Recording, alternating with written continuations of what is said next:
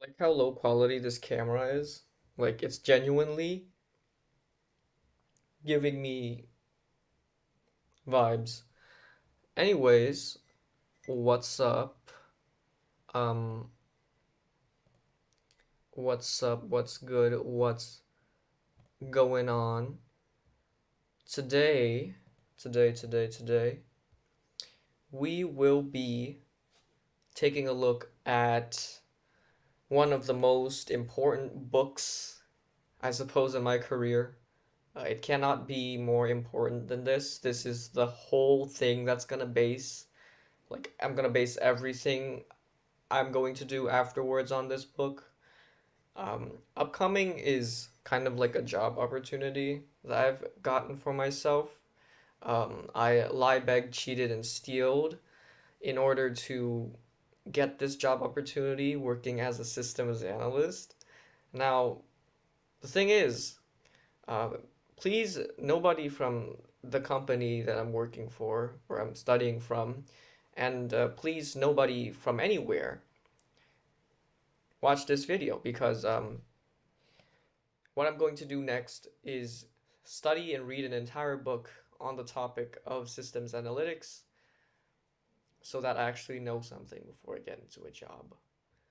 Technically, it's not a job. Technically, I got chosen to go through a course, but it's like kind of the same thing. Like, it's like okay-ish. So, yeah, that basically, right? That. And pretty much, yeah, pretty much. So, I'm just setting up the stream now. This is the first time ever doing one of these streams. You gotta be in tip-top shape, taking a look at all the stuff. And then we'll be getting into the reading section. Now, I've already read a part of this, this book. So I'm like, cool, cool. We're gonna be continuing to read this book, and I'll give an explanation before we start. What I'm gonna do, how I'm gonna do things, how I'm gonna write out my notes, how we're gonna come back and study the notes later, right? And just explanations on the topic as we go through the book. So it's a little bit of a learning exercise here. We're getting into learning and we're getting into straight ways like reteaching it. And hopefully this will help if anybody is interested in this particular field of work, in this particular discipline, right?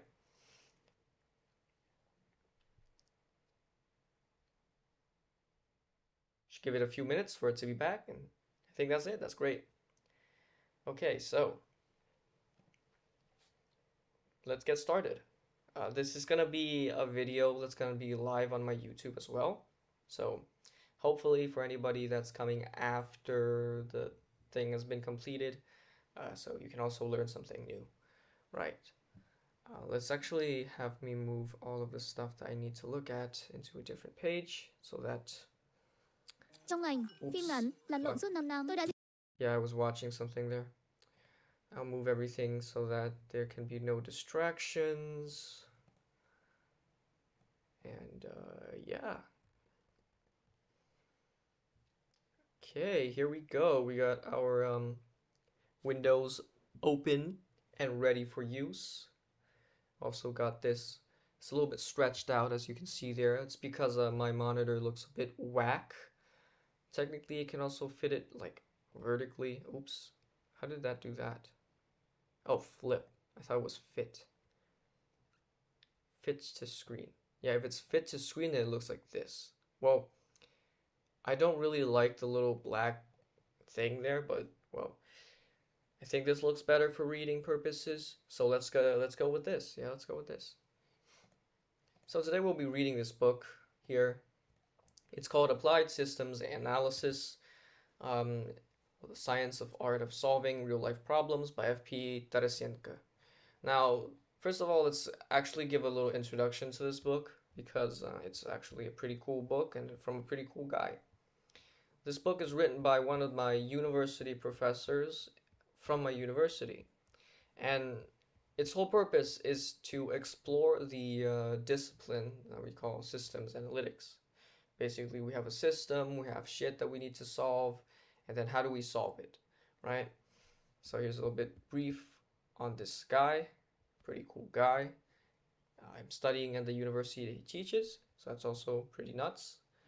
Technically, we also have a version of this book that's in Russian. Let me just open that real quick and make sure this is not displaying my screen, but just displaying the window that I wanted to display. Is it window capture? I think it is. Here. Oops, no. Here. There we go. And we'll just transform it to fit to the screen. And make sure that's underneath this. There we go. So I have this book right here. And I can also show you guys the Russian version of the book, which is also very interesting to look at because it's technically the same thing, right? Technically the same thing. Here it is, and it's called here прикладной системный анализ, right? So it's like this, and this is well, this is written a bit wrong. It's for all the specialties. Everybody can learn from this. It's a very interesting book. It was originally written in Russian and then later translated in the year 2021 to English. So we'll be looking at the English version of this book. And I'll skip through the parts I've already read since this is mostly for me. But I'll do give an explanation on what we are going through. Okay? So first, we got the introduction, how appeared systems analysis. Yes, you can definitely see here that it's written by a non-English speaking person, but it still gets the point across. This entire section here in summary is that throughout history there are multiple subjects and disciplines that have problems that they need to solve. The art of solving the problems that they need, managing the problems, approaching them, solving them from different directions, it all becomes a part specialty in the profession that they have. Here you can right here, right? They took shape as entire disciplines, right? The military and economics came with operations research and systems and engineering and whatnot. Basically, simply put, right? This kind of problem solving experience, the recollection and organization of wrong actions, right actions, successful techniques, and unsuccessful techniques eventually came into a specialization of problem solving. It first started with specific disciplines, in specific disciplines, right? Everybody had their own way of solving problems. And as time went on, right, people started noticing, okay, in this discipline, they had this algorithm. In that discipline, they had that algorithm. But somehow, in some way, shape, or form, it's almost as if it's similar, right? So then there's this idea that came up, the idea of a certain universal method that can be applied to any discipline in order to solve problems, basically, right? And this is when we have something called applied systems analysis, right? And this is an area that technically is a profession, technically is a discipline, like an interdisciplinary discipline. People are basically trained in order to apply certain techniques and methods and approaches to solving a problem.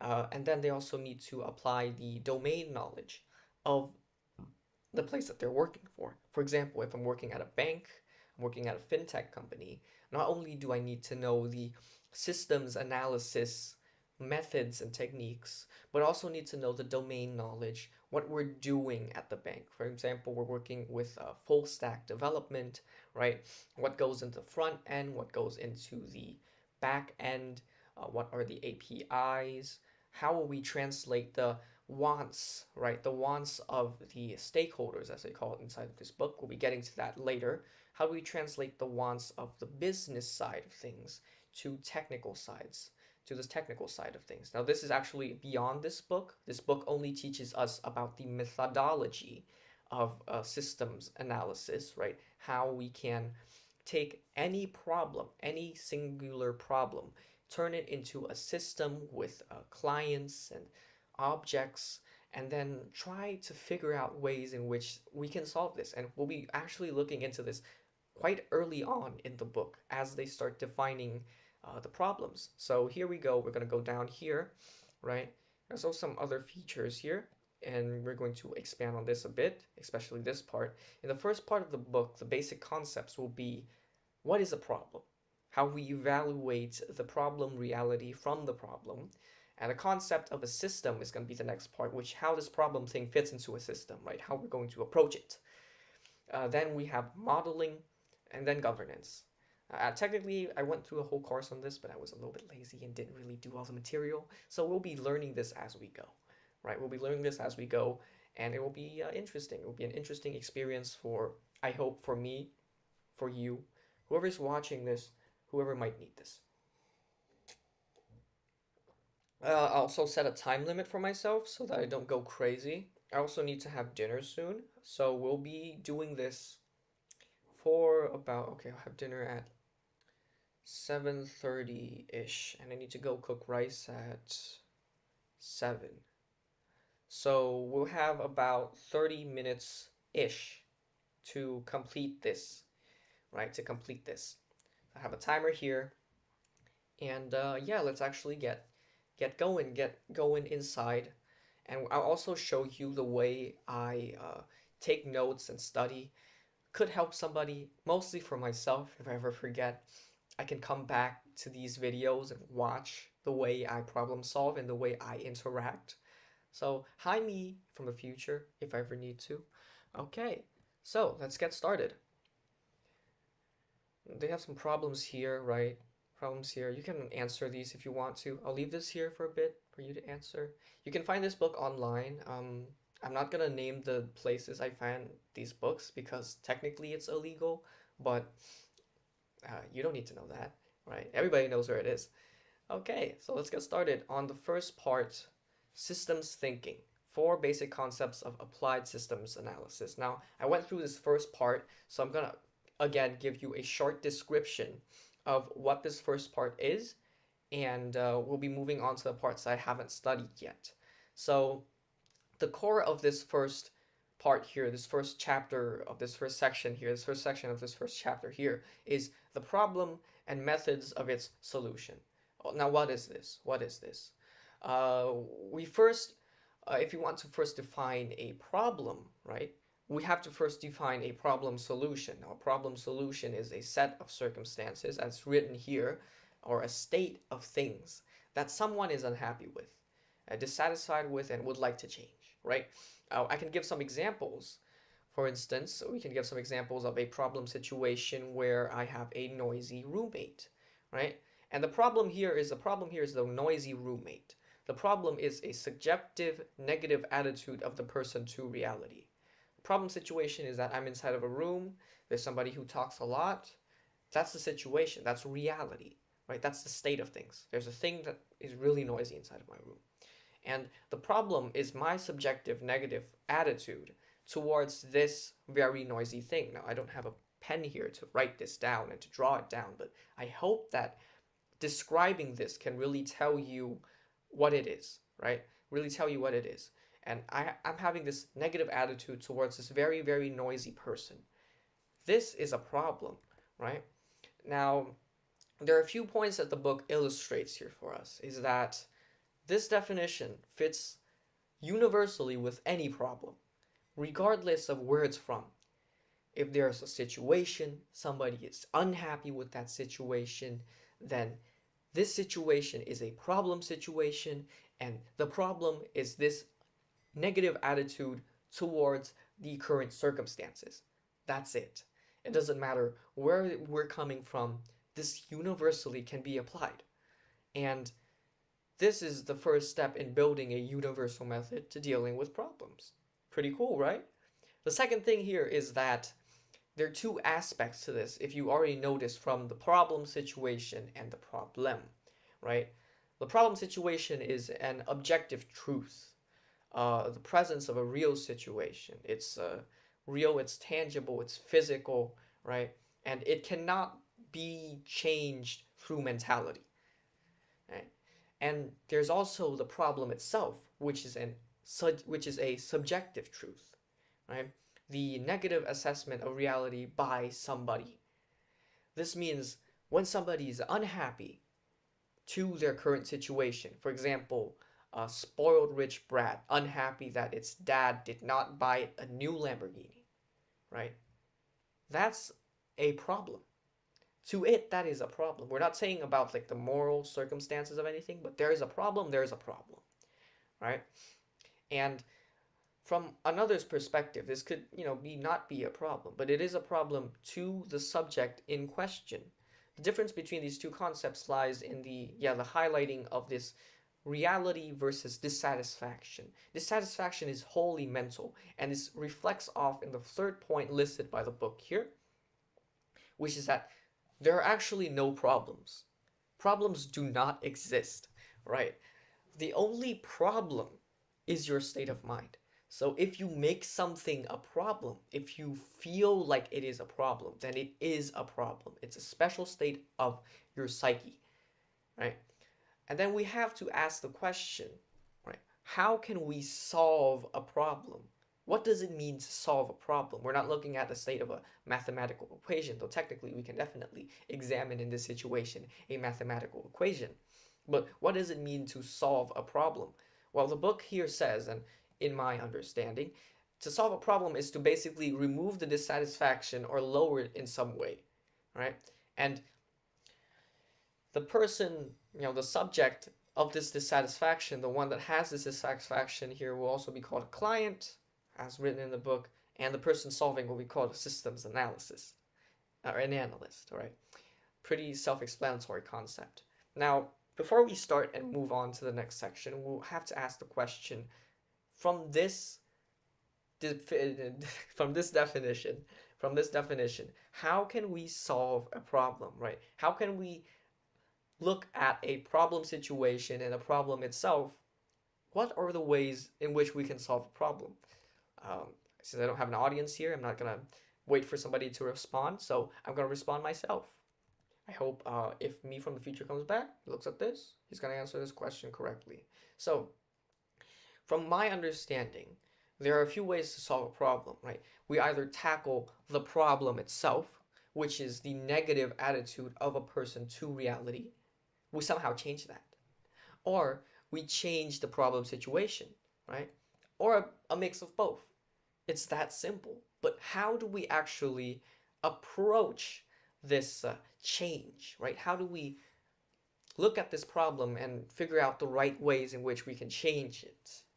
The book describes this in detail, and I say morbid detail, because it's morally gray in everything it says, right? As long as the problem is solved, then everything is good, right? So we'll look at the way that it's solving a problem here. There are a number of ways to solve a problem. Which one of them to apply will be decided by the person solving the problem. Right? So let's look at the possible ways in which we can solve a problem. And the book lists out three ways. One is we influence the subject to reduce the dissatisfaction without changing reality, which is we're tackling the problem here. We're tackling the problem, or specifically tackling the subjective negative attitude of the person to reality. Two is we change reality. So we completely change the situation so that the dissatisfaction of the subject is weakened. Sounds like a plan. Or three, we arrange a proper combination of both of these possibilities. So it's very important, right?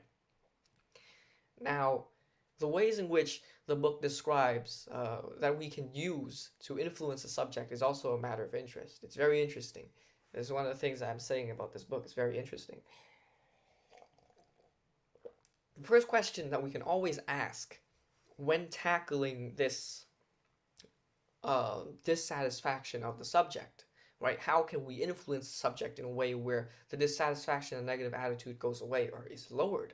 Is we must first identify, what are you unsatisfied with? What is the subject unsatisfied with or dissatisfied with, right?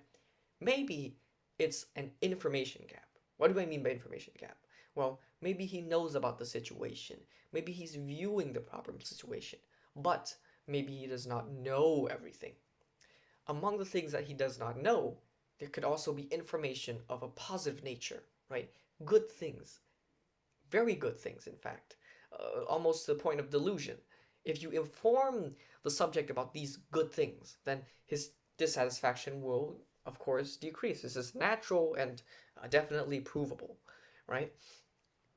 There are many examples of this, and the book lists out here a very special example, right? Education and training of the subject. In this case, the cause of dissatisfaction is precisely lack of information, right? Lack of information. So we're counting for the first thing here. I'm going to write this thing down somewhere. I don't have notes, so I'm gonna try and get some notes on screen as well. Go here, browser, capture, and we're gonna go window capture, notes, make source visible, automatic. It's not seeing my my notes app. Definitely not seeing my notes app. Huh? Well, that's a bit bad. Can't see my notes app. Do want it to see my notes app. Explorer.exe. No, not File Explorer. I want to show File Explorer. Okay, so it somehow can't show my notes. There's basically some notes in the background that I will type up sometimes when I'm doing this, right? I leave them to the side of the screen. Let's actually just then do this, right? Okay, so we still have this, and we still have our notes to the side, and we still have this little Anki thing right here. I'm gonna go and make this taskbar go away. There we go. And we also have Anki over here, which I also use to take my Anki notes as I am doing this stuff. So here's some notes over here. If you look to the side of the screen, I'm making sure that it fits on the top left corner of the screen so people can see, right, the notes that I'm taking. There we go. And the Anki, well, naturally goes to the other side of the screen where I am reading. Of course, it looks a bit messy, but it's usually how I take a look at the book, right? So let's actually write down this, right? Write this down. The ways we can solve a problem. The ways we can solve a problem, right? And it notes out here some few specific ways. First, ways to, by influencing the subject. And we have a few methods here that we can list out, which is one, by manipulating information. Basically by manipulating information, by fixing an information gap. Information gap, either through education or through other things that we will be soon discussing, right?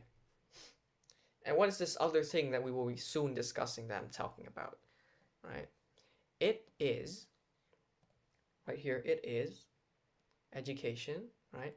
Familiarizing with the practice of system analysis. 80% of the problems of the clients were solved through training, retraining, and advanced training. Right? This illustrates the track. But if you want to change reality, change yourself first. Very interesting here. I'm going to note this down as well. All right? If you want to change reality, change yourself first. There you go.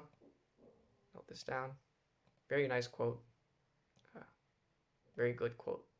Okay. Next, we have here. It is worth noting another peculiarity of this problem-solving method.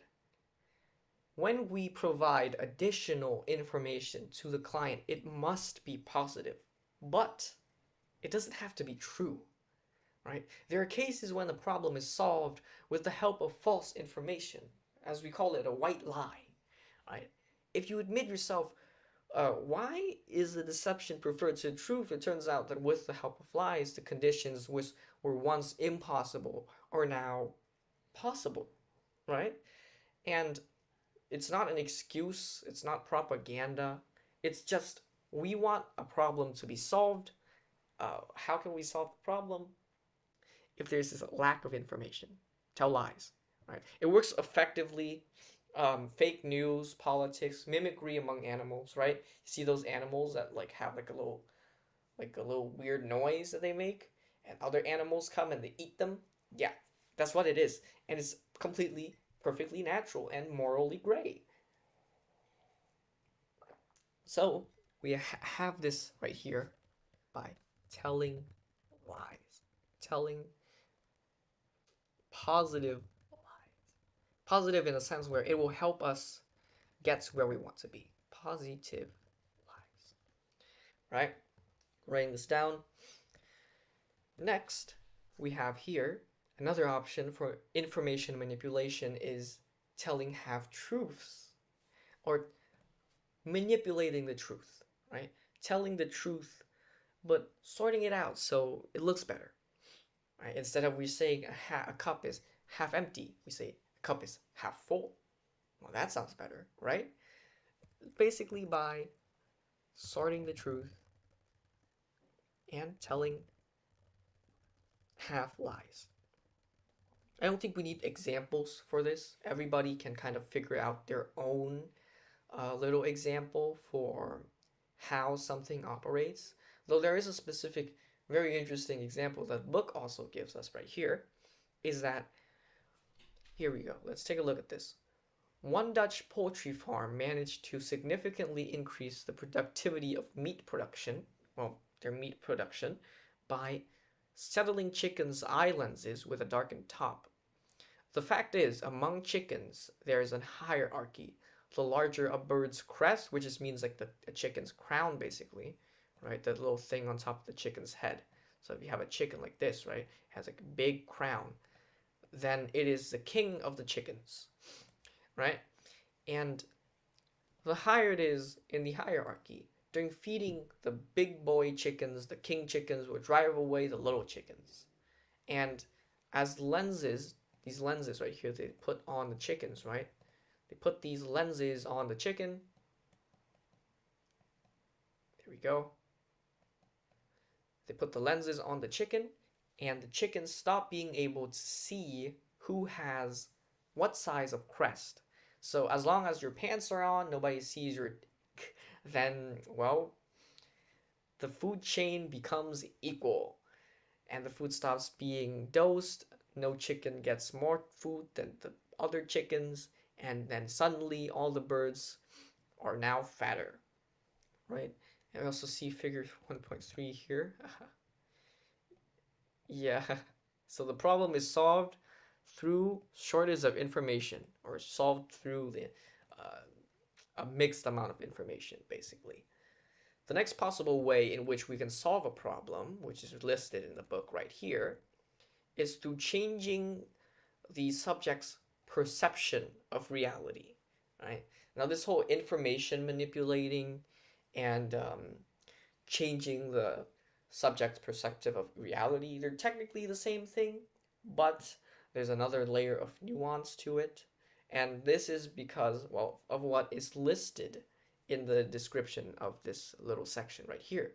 There are multiple ways of influencing the psyche of the subject in the right direction.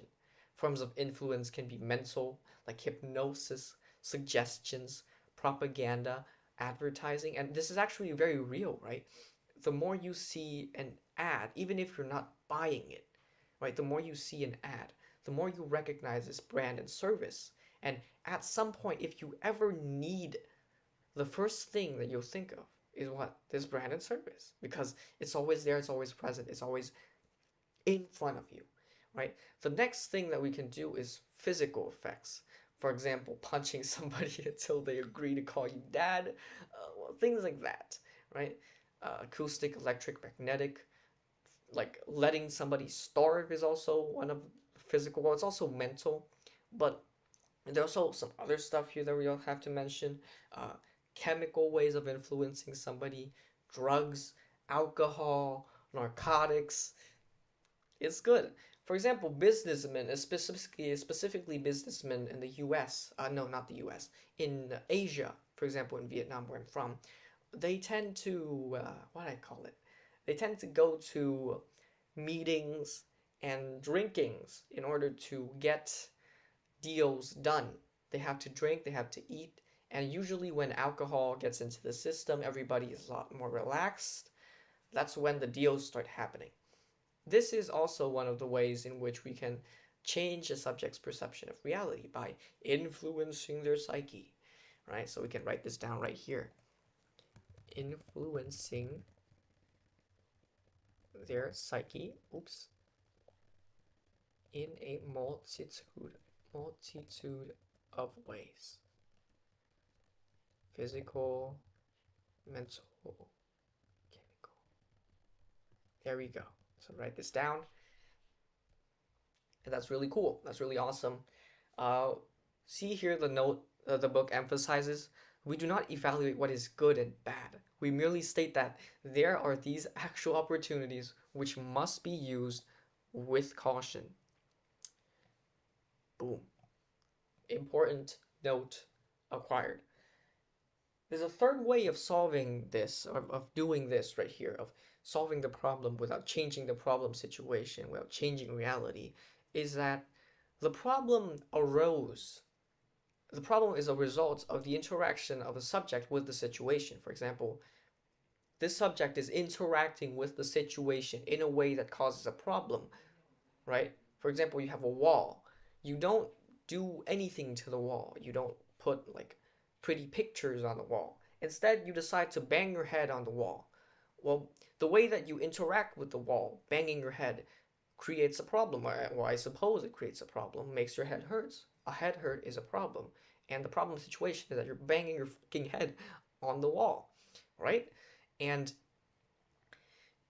for this reason, sometimes problems can be solved by simply interrupting the way um, a person interacts with a problem situation. For example, an employee is feeling very disdained by their pay, by their current work situation, and here it listed a range of options. I'm sorry if you're looking at my camera and I'm just touching my nose. My nose itches.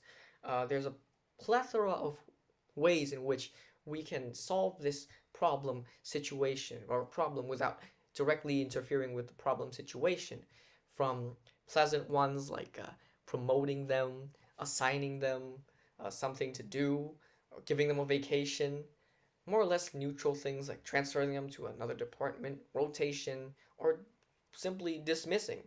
There's a saying here that if there's a person, there's a problem. If there's no person, there's no problem. It's a really fun saying, but it really does bring into the effect of how we're approaching these kinds of problems, right? Where the problems are coming from and what we can do to actively influence the problems and solve them. So I'll write down here, which is by changing the way a subject is interacting with the problem situation. Perfect, right? By changing the way a subject is interacting with the situation. All right. So there's also some nice diagrams here that we can look at. For example, this first one, which correlates to the first thing right here, which is by manipulating information, giving a shortage of information, right? Some problems can also stem from incorrect estimation of the situation. So if we change the information, we change the way that they view the current information, which is basically affecting their psyche, then we can definitely change the ways in which a problem can be solved, or we can solve a problem. Here also we can see that some problems are inherent to the interaction between the subject and the situation. Sometimes the subject is interacting with the situation in a wrong way, and therefore it is necessary for us to really just interact with it in the right way, right? And if we change it or we remove the subject from the situation, then basically we have solved the problem. And this actually is applied very often. Give me a minute so I can take my nose. Oh, I hate it. I hate it. I hate my nose. Drink water. Okay. So, next, we'll be moving on to the second way we can solve a problem that was been listed before. And that is to intervening with reality. Intervening with reality. Or in more simpler terms, changing the problem situation. Changing the problem situation. Give me a minute. My nose is really bad. Okay. Now, changing the problem situation is also something that we love to think of. Like, if I'm having this bad situation, what can I do to change my environment so that it can be better, right? Either I can change my own psyche, going back to the example of having a noisy roommate. Either I can make it change my own psyche or like change myself in a way where I'm not bothered by this noisy roommate anymore, either by not caring about him, not listening to him, getting earplugs, blocking myself. Things like that can also work. But things like trying to get your roommate kicked out can also work.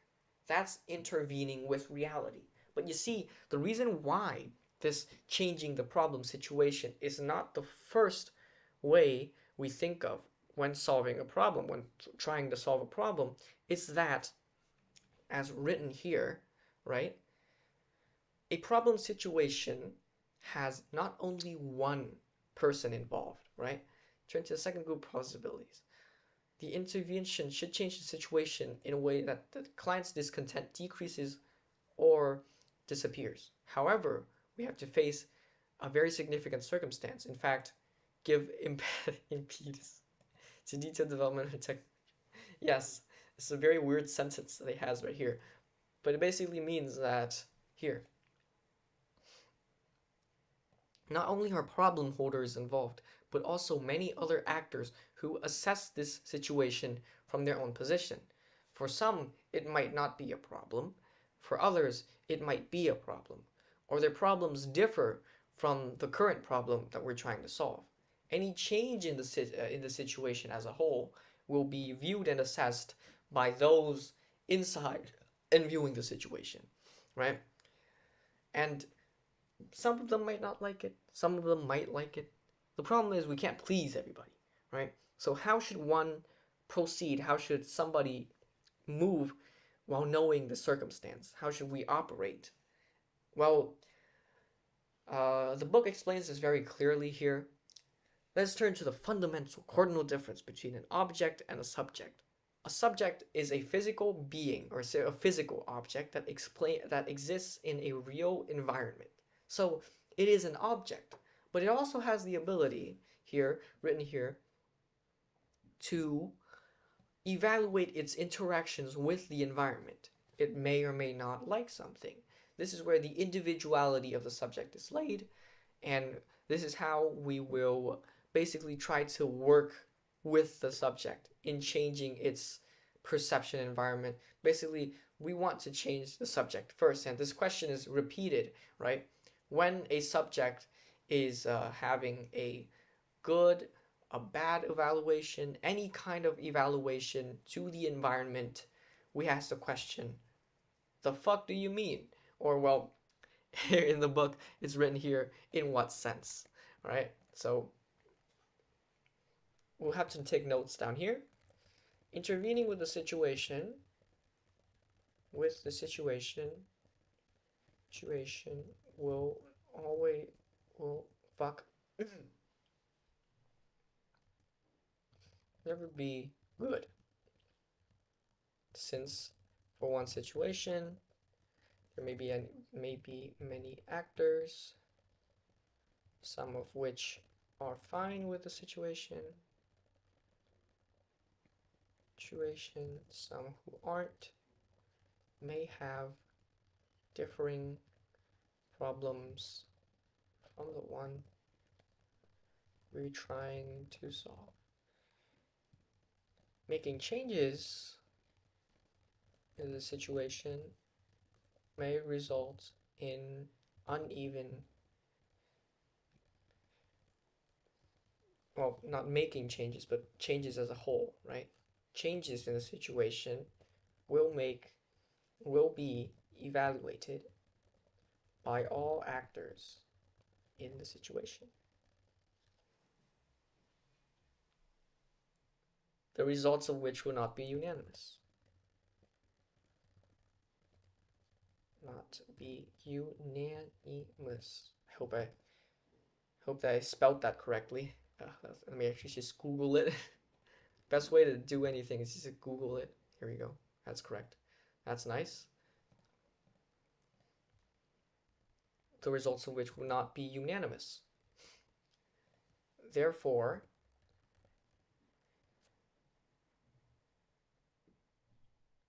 though, we have to note that for actors, they are also, in their own way, subjects and objects in a situation. They have the ability to give evaluations to their current situation. In presence of these evaluations, we must correctly define the oh, time's up. Wait, give me 2 more minutes. Must correctly define the subjective wants and needs and satisfactions. Wants, needs, and satisfactions. Dissatisfactions of the evaluator. Yep, and yeah, there you go. That's really the thing, right? Okay, so that's about enough time for this. I'm gonna go and eat. I'll come back after I finish eating. Hopefully in 30 minutes. If it's not, then I'll just like try to finish everything. I really do want to finish this book in as quick as a time as I possibly can and just gather everything, right? So yeah, I'll come back after finishing eating.